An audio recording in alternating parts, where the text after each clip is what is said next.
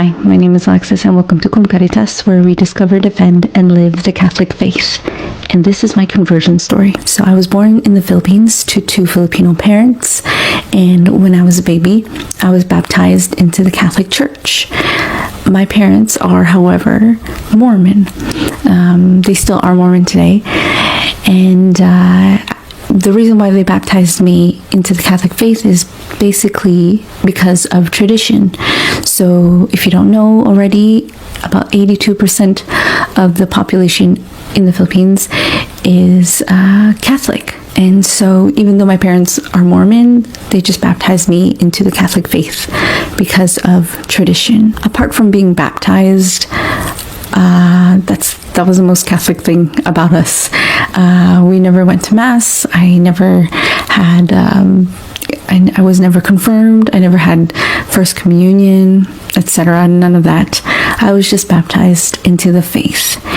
When I was very little, we didn't really practice the Mormon faith either. I remember believing in God, praying from time to time, but we never lived as Mormons when I was very young. It wasn't until we went to Canada that we started to practice it a little more. And then at around 14, my parents wanted to become really close to the church. And for them, the answer to that was to move to Vancouver. I guess they decided to do that just because there is a big Mormon community there, as well as a big Filipino community. So we moved from Toronto to Vancouver. And there, once we got there, we really did become Mormons. And when I mean Mormon, I mean Mormon. The type of Mormons that would go to church 7 days out of 7 days of the week. And I'm not exaggerating. So, for example, my schedule would be during the week, from Monday to Friday, before school, I would go to seminary, which is like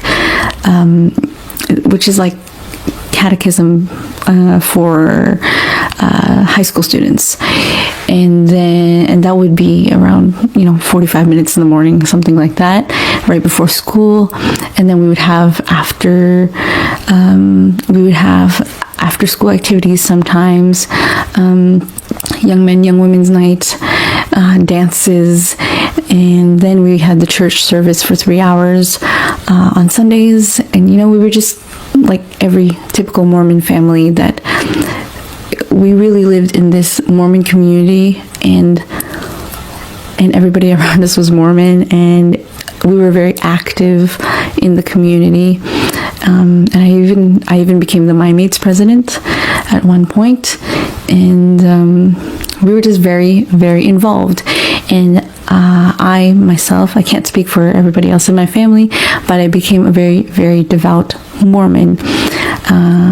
I guess the term that they have, you would consider to me a Molly Mormon, which is just, a very, very devout Mormon girl. And so we lived that way for about 2 years. I went to the temple. I did baptism for the dead. I went to Joseph Smith camps.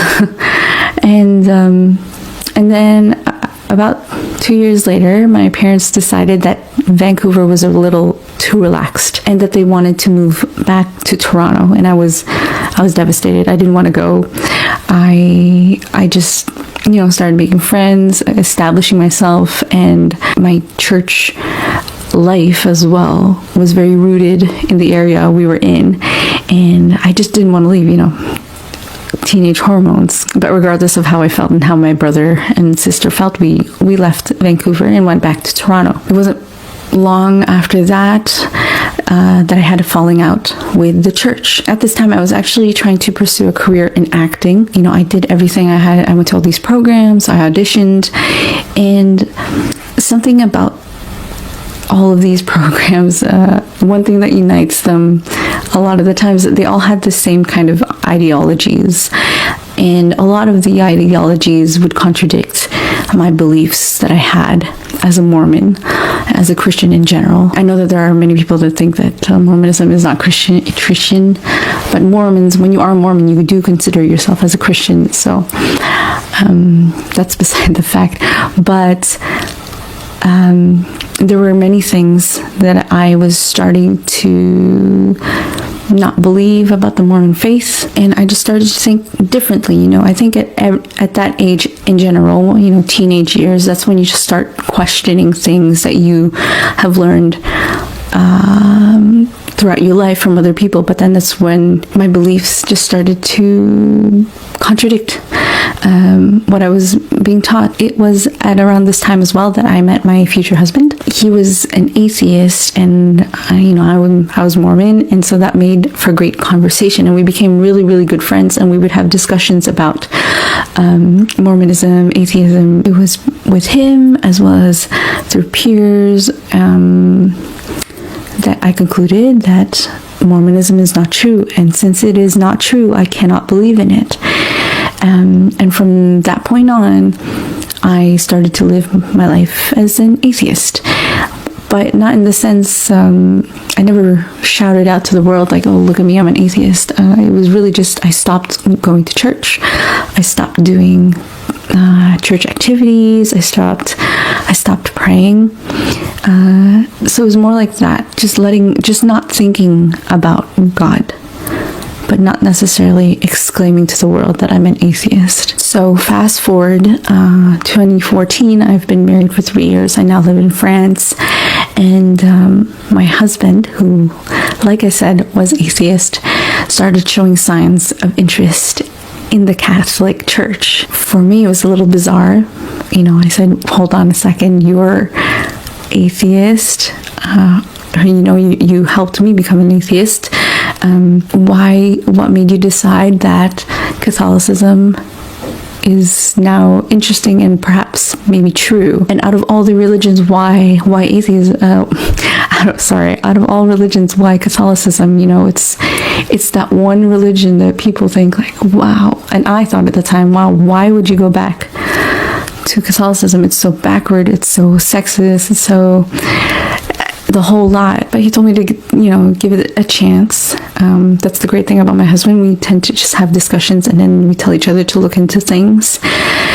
And so I looked into it, and good thing I did. So the more I looked into it, the more I was presented with information and facts that the church, the Catholic Church, and its teachings in its entirety is the truth. And the thing that was difficult for me was my pride, because I didn't want to be wrong. So I was Mormon, and then I deconverted.